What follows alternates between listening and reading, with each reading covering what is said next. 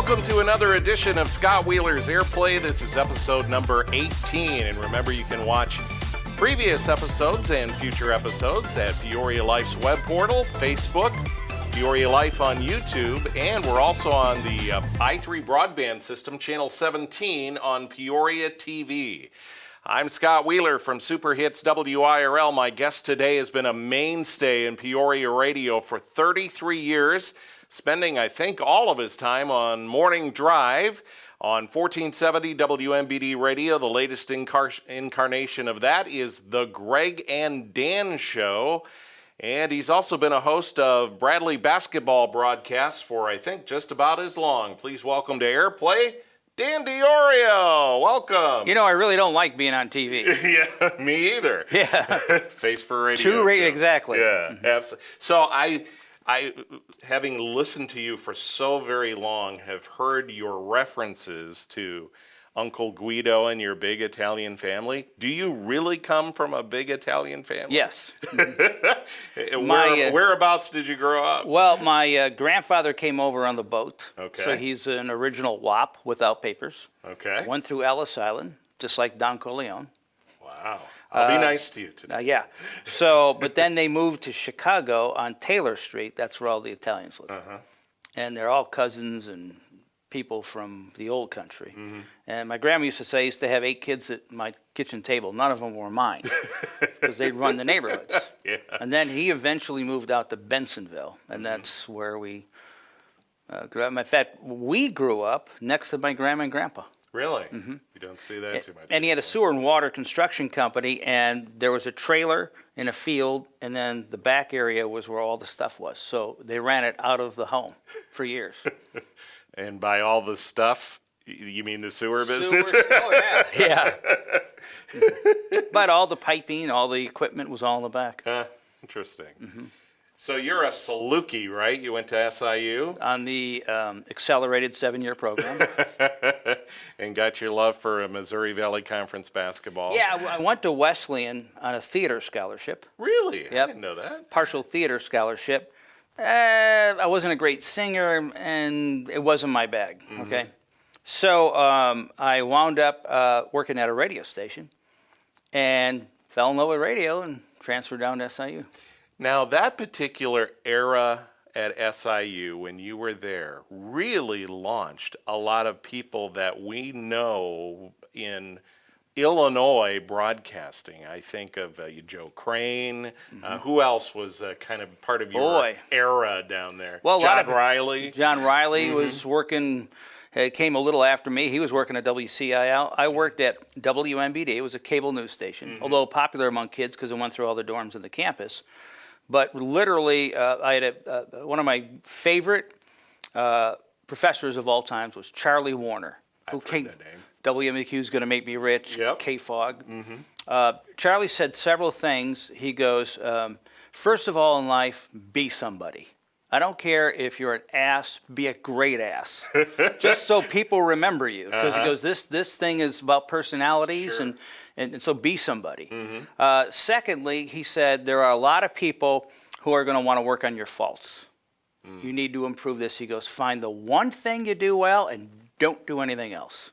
Interesting. Yeah, because he says people who work on their faults are mediocre. The people who go to the top find that one thing and they just grind through it 24 hours a day. I love that advice. That's great. And then he said, you know, you're getting a good education in radio. And radio is run by a lot of people who think they know radio, and you'll come out knowing 90% more than your owners, especially in the small markets. And your professors. Yeah, and so he was a really big influence down there. And they also said, yeah, go to class, but he goes, it's your tape. I don't care if you're a C student, so live at the radio station, and that's what we did. We did everything. Yeah. So where did radio take you before you got to Peoria? I know you were in Colorado a little bit, Here's right? what happened. So I get a call from Big Scott Wheeler. Isn't that amazing? Big black guy who ran we had a black part on the weekends. Okay, format. We turned it over to the black formats, and I got to know all those people. So he moved up to Decatur. So I was the only white guy in an all-black cable station in Decatur doing sports Okay. and a little news. And so, but they were a great group of people. But from there, I'm like, you're not making much, So my brother was up in Chicago, knew I was trying to get around and back up there, was hitting on a girl at a party who happened to be, her boss happened to be a guy by the name of David McCalley. So Dave was like, yeah, I'll try him out. So on weekends I would go and they do high school football and basketball. So I do the pregame and postgame all day long. And from there, I do that on Friday and Saturday. From there, I got a call from my friend Steve, who was from Carbondale out in Colorado. He goes, hey, we need someone. Come out here. So I just went out there. Was there about 4 years doing radio and working at restaurants for, extra. And I'm like, I kind of want to get back, because you get stuck when you're up in the mountains in the resort areas, and we went from town to town. You either you have a lot of money or you're serving people with a lot of money. Okay. So the wages are low. So I called back to WGN. I knew some people there. They said, yeah, maybe in a year or an intern, something might open up. Called my buddy in Rockford, who's the head sales guy at ROK up there. And he said, yeah, maybe with 6 months, we're looking to make some moves. So then I called Aurora and just to talk to David, say, hey, what do you got going? And they go, he's down in Peoria now. I go, yeah. So I call him up. He goes, hey, our sports guy quit last night. Get down here. So I got down here. We went to Lewis, got the job. Wow, in 24 hours. Yeah. He goes, get down here tomorrow morning. I called him in the afternoon. I came down. He took me to Lewis, and I got the job. And that is the lesson on right place, right time. Yeah. And I've never once filled out a resume or had an interview. My interview was at Lewis. Everyone else like, hey, come work for us. I'm like, okay. That's fantastic. So that was 33 years ago. 33 years ago. And am I correct that basically when you started doing the morning show, you also started your involvement with Bradley basketball? Right. Part of I was mainly hired to do sports in the morning with John Williams. Right. And to do the hour-long Bradley pregame. And at that time, it was taking me 20, 25 hours a week plus my morning show. Well, I've gotten Bradley honed down to about 10 hours per game. So I've gotten that under control over all these years. And then I just grew with being out with John. Speaking of the Bradley Braves Plus program, do you have any? Gosh, you've seen changes in morning show hosts, and we'll talk about that in a minute. But what about Bradley coaches? I mean, what about, as you look back on 33 years, is there anything that stands out? Well, Dick Versace had just gotten fired. Okay. So over really, if you look back, a minor scandal. It's like they pick on the mid-majors. Then Albeck came in, and Mo McCone and that whole crew. That was like being around with the mafia in a way. Because they Chicago people, they had pro guy. Stories after stories, and the stories they told you what they've done in the past and all that. It's like, it was crazy. I don't know if Albeck really wanted to do recruiting. I mean, that's really what it's all about. But he had Hersey Hawkins, and they had a good year and ran the pro set, whatever, the double post move. So you went from him, then he got fired. Then Jim Molinari came in. And, you got all these guys, James Hamilton and stuff, wearing the hats and the earrings. And Mo's like, I don't like hats and earrings. And they're all like, so some of those guys left. But Mo was a great coach. In fact, record-wise, was our best coach to date. Last time we won a regular season title was under Mo. We won a tournament title. Now, Brian Wardle won one. But his record, and we were always at the top for the most part, 2, 3, or 4. And then he got fired because he had a couple down years, 5 or 6. We may have played in one playing game, but I don't think he did. And people didn't like his style. And he goes, I saw him once at the gas station. I probably stayed too long, because it was like 10 years. It's long for a coach. And then he was gone. Then Les came in. And then Gino came in, and now I'm working with Brian Wardle. So. But I remember when we did get now, under Jim Les, interestingly, we never finished higher than 4th. In the conference. But we had that one run where they made it to the Sweet 16. And I remember we didn't even organize it. We decided to show up at Byerly. There was 10,000 people there.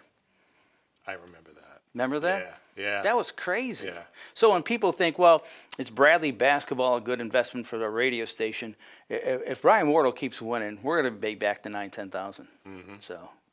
We're talking with Dan DiOrio, morning show co-host on 1470 WMBD radio on Airplay today. Speaking of co-hosting, I'm going to throw out some names for you. First thing that comes to mind, where you started with John Williams, who is now at WGN in Chicago.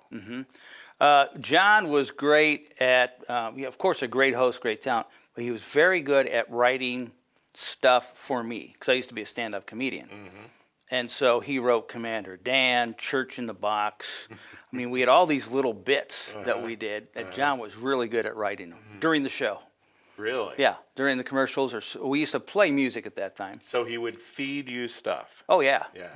Interesting. Yeah. Gene Conrad. Gene Conrad, longtime pro. Gene and I worked together for a long time. We just had him on. Ed Hammond retired. We just had Gene Conrad back on, so it brought back great memories. Gary Olson. Gary Olson, the fiery Gary Olson. Yeah. No, he was fun to work with. He was another one that was always coming up stuff during the show and just wanted to do spontaneous. But he liked making people feel uncomfortable sometimes, and phone calls and that. He liked to push it. Yeah, kind of Letterman-esque. Yes. Yeah. And then there was a period of time, and I'm not sure which came first, where you worked with Dave Snell in the morning or Doc Watson. Doc Watson for a bit, and then Dave Snell. Okay. Yeah. And I'm not sure how long the Doc Watson experiment about lasted. 2-3 years, I think. Was it really? Yeah, Doc and I got along well. Yeah. Had him on Airplay. He's a good guy. And then, of course, Dave, who you work with in Braves Plus and Bradley Basketball. I always got the sense that Dave never got enough sleep for the morning show. Oh, he admitted it. He was sleeping. Then he had a long day, besides that. So. Yeah, speaking of which, what is your secret to the sleep schedule? I mean, are you a napper? I do nap, but it's every morning radio person says this, even back to John Williams. John said, when you get up in the morning, the first thing you think about is when you can get back in bed. You're right. Yeah. It's like, okay, I think I can sneak in a couple hours there, but I'm very selfish with my sleep. I tell my kids, if you want homework done, get it done before 8, because that's it, I'm done. No, but I'm very protective, and it's got to be in a routine, and you have to do it every day at the same time. Yeah. And finally, Greg Batten. Funny thing is, so I had done the show for a while by myself, and my boss, Mike Wild, goes, you probably need, you're good playing off people. You need someone. I go, I don't know. I really don't know anyone. I go, he's up in Chicago. Greg would be great, but they called him, came back, and then we flow as well, sometimes better than John and I, because Greg and I now we finish these other sentences. Spent a long time going, hey, you know the guy who played in this? He goes, you mean that guy? I go, that guy. Yeah, that guy. And then he goes, and so we can we have our own communication. Chemistry I think that's 90% of the game. I mean, you cannot be maybe the most well-read person or the wittiest person in the world, but if you have that chemistry with the other person, that is the thing people can see and feel. And it's like tennis. It's just, when I hit the ball over, I know Greg's going to hit it back. And when he hits it here, he knows what I'm going to do. So, or it's like, just like two dogs who know each other who get out and run. And if you have anyone else, it's like, it's so hard to go back and explain, Greg and I, 14 years, all the 14 years of things that we just take for granted. It'd be hard to do that. Well, and radio is one of those things that is, you have to be efficient. I mean, if you're on a music station, the song's going to end. Or if you're on a talk station like you are, you've got multiple topics you're going to get to. And that efficiency of knowing how each other thinks saves time. And and lets the flow of the show really happen. And when you work with, and we have got a great consultant who says, a consultant who says, get to 4 or 5 topics in an 8-minute period. Well, you got to know the transition, and you got to have it flow. And when you know somebody, you know how to transition through the stories. We don't plan anything, though, really.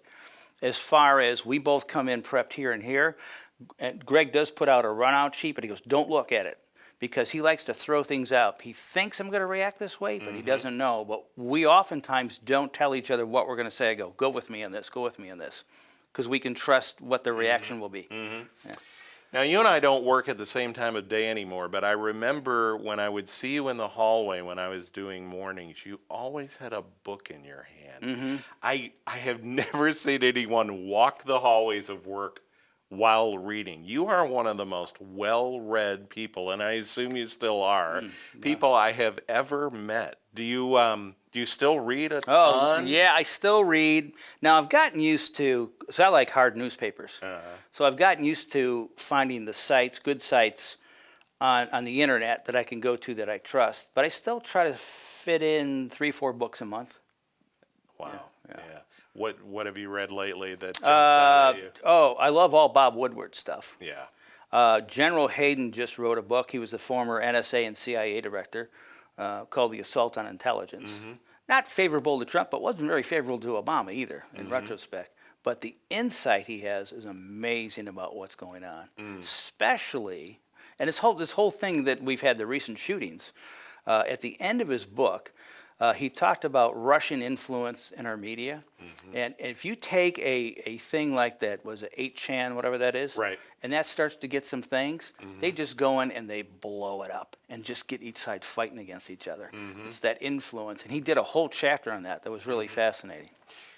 That's what amazes me about you, Danny, that you are so well versed in your natural world of sports, and that's the whole reason you ended up down here. But you are equally as conversant on politics or world relations, and is that a balance you enjoy? Oh, yeah. Well, Yeah. and what I really like looking out, because a lot of people who are very critical of President Trump thinks, oh, you favor Trump. I go, no, but I understand what the Trump people, because I talk to them.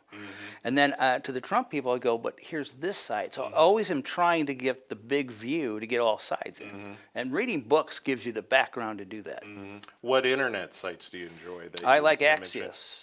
Axios, okay. That's a new one that's out. It was someone from the Political and someone from Breitbart. It's a nice mix. That's a very good one.